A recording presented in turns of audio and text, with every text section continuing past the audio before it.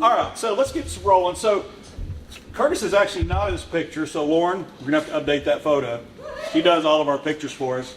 But this is the team, and this is really James Cade.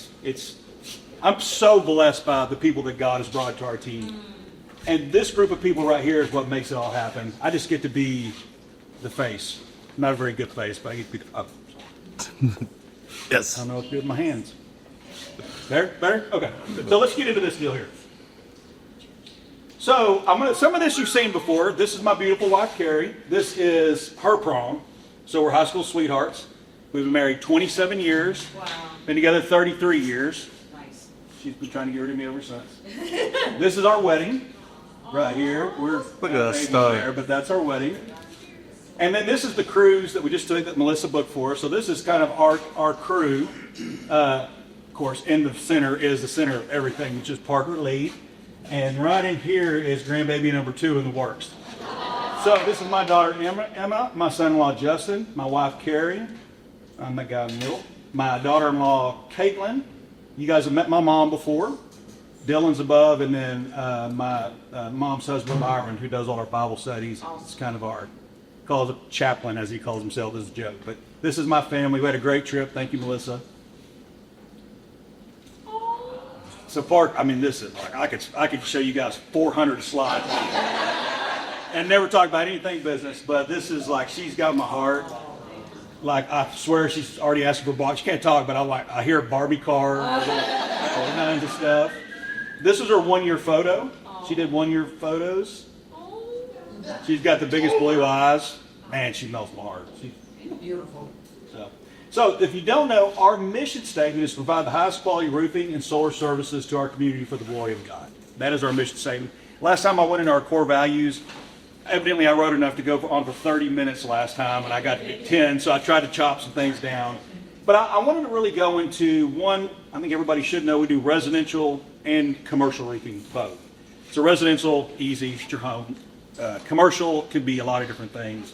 Could be industrial, could be a shopping center, could be multifamily apartment complexes, townhomes, HOAs, a lot of different things. But we do it, not all, but we do a lot of the roofing things that are out there.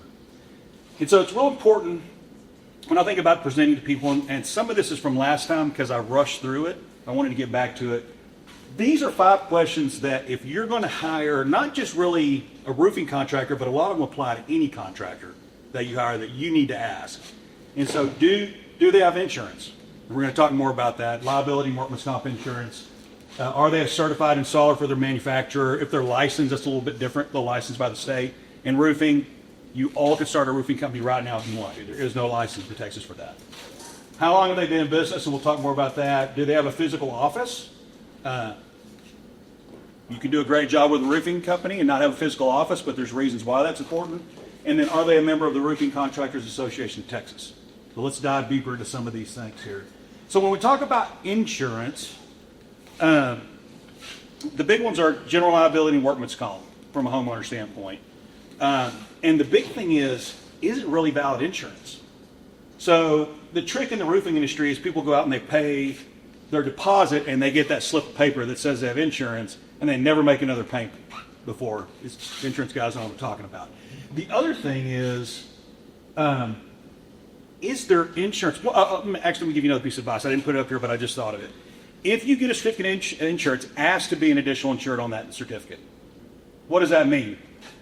They do something to your house, they burn your house down, you go to them and go, let's file on your insurance policy, and they say, nah, I don't think so. If you're an additional insured, you file. You have the ability to go file and take them out of the loop if they don't do it. So ask to be the additional insured. It's real important. If you don't know, if somebody gets hurt on your property, you, the homeowner, can be held liable. That's why insurance is so important. Somebody falls off. I know another company that went out of business because one of their roofers got electrocuted and died. Massive lawsuit. The company just folded. left the homeowner hanging and went on their personal insurance, and their insurance company had to go fight that fight. So, real important. Insurance is very, very important. We have general liability, workman's comp. Our company trucks are covered with auto insurance. We have an umbrella policy. It's like excess policy or excessive policy. I don't know. I've never heard that term, but we have an umbrella policy. And Tyler's right here. I was going to plug in. He didn't show up. But Tyler took care of us. Tyler went through our policy and found problems that we fixed when we went and renewed with him. So, really, really important. Are they certified by the manufacturer? So that's kind of self-explanatory. Like our crews have been trained by the manufacturer on how to install their product properly. You could start a roofing company. You could do electrical and roofing right now. You know nothing about roofing. You go up there and start throwing shingles on. You've never been trained. So that speaks to the quality of the installation. You can be certified. You can be certified, but that doesn't mean you're going to do a great job. So there's a lot of different things. These enhanced warranties are real important. So every roof that we do, at a minimum, gets what GF calls a silver pledge warranty. And so that silver pledge warranty gives you 10 years workmanship coverage and 50 years on the material. So if James Kate were to go under, the manufacturer's on the hook for 10 years if there's something that happened with the workmanship side. So that's extra protection for you. That's enhanced warranties. And I just said all that. So, all right. Another thing is you can be certified, and to be certified is one thing. There's low levels of certification. There's high levels of certification. We actually are a 3-star President's Club roofer. There's only 3 of us in the Dallas-Fort Metroplex. It's the highest level you could achieve for GAF. So it took us many years to get there and earn that status. But I can tell you 3 out of 8,000 in the DFW area. One thing that's very important, if we have a warranty claim, we go to a personal concierge or GAF that handles those things for us. I guarantee we can get some things done that other people can't do.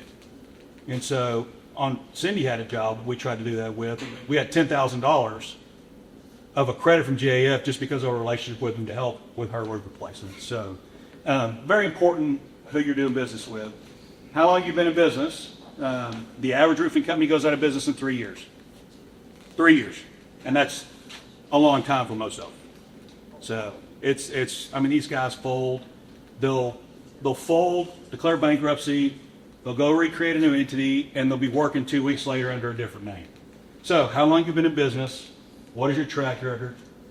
Google reviews are great, but I encourage you to still do your homework. There are companies out there, especially in the roofing industry, that buy Google reviews. Read them. You will know if you're reading a real Google review or not most of the time. So, and if they've got 800 reviews and they're all 5-star, there is no perfect roofing company in the world, I promise you. And they're buying reviews. So just be careful. Physical office. So you hand somebody a bunch of money.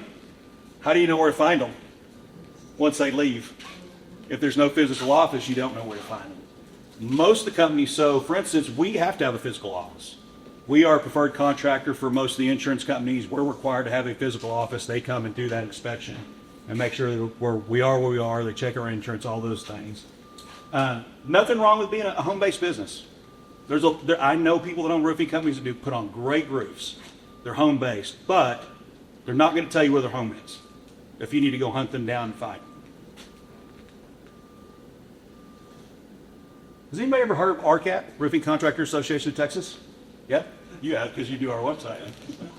And then built more. So, RCAT, this is another level of protection for you. They vet us like crazy. Check our insurance, run my credit, run our company's credit. The vetting process to be licensed by them, even though it's not a state license, it's a license, it's a third-party license, another level of protection to look out for. So I want to get to some things. I want to test everybody's roofing knowledge, and I've got some Starbucks gift cards here. Can a roofing contractor insurance guys, you don't get to do this one. Not legally. Can a roofing contractor negotiate claims with your insurance company? Not yes. Yes. Yes. Yes? Yes. Karen's right. No. We are not allowed. We are not we have to be a licensed public adjuster to negotiate a claim. So, Kirsten, you want to help me with these? Yeah. So yes, you cannot do that. If they say if they tell you they're going to negotiate your claim, that is illegal. They can't do that. You cannot be the contractor and the public adjuster in the same claim, and you have to be licensed. Do you legally have to pay your deductible? Yes. Who said yes first? You guys are with Sarah. Sarah. Okay. If you give Sarah one, please. Can't waste it. Yes, you have to legally pay your deductible. In 2019, it passed House Bill 2102 that says you have to legally pay your deductible. This is not up here, but can a roofing company say they're going to give you a marketing dollars if they put a sign in your yard? Yes. No, they cannot do that. That is considered in lieu of deductible. You still have to pay your deductible. So it's a trick that there's a lot of roofers that do say that and have no idea. That's illegal. One of the pros of getting an impact-resistant shingle. Insurance coverage. Insurance what? Lower, possibly. Okay, we give him one? Awesome. Possibly. Possibly.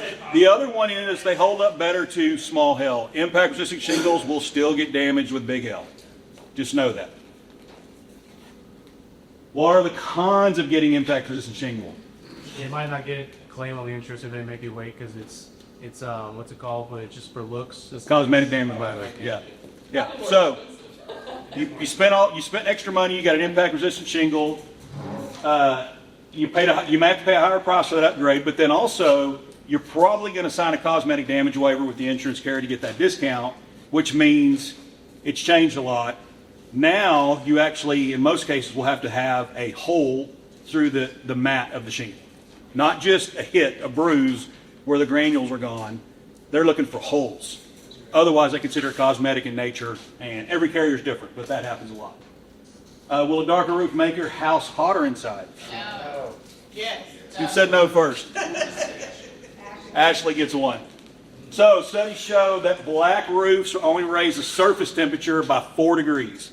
By the time you go through your insulation, because you've got great insulation from Darren and ventilation and all that, the inside of your home is not going to feel hotter because of that. That's a misconception. The only downside of the HVAC technician is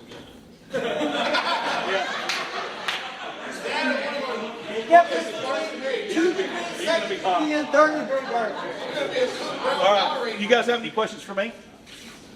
Time for one question. I got a question. Okay.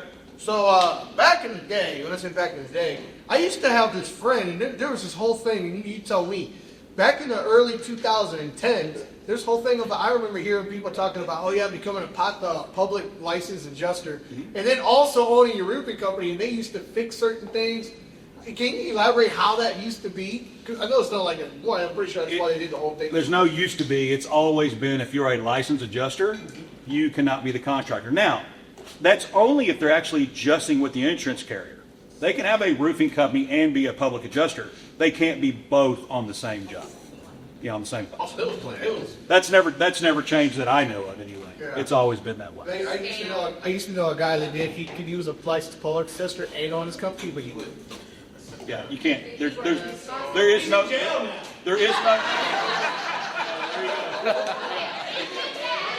Don't take business advice from that guy. Still jump on the side too, so. All right, thank you, everybody.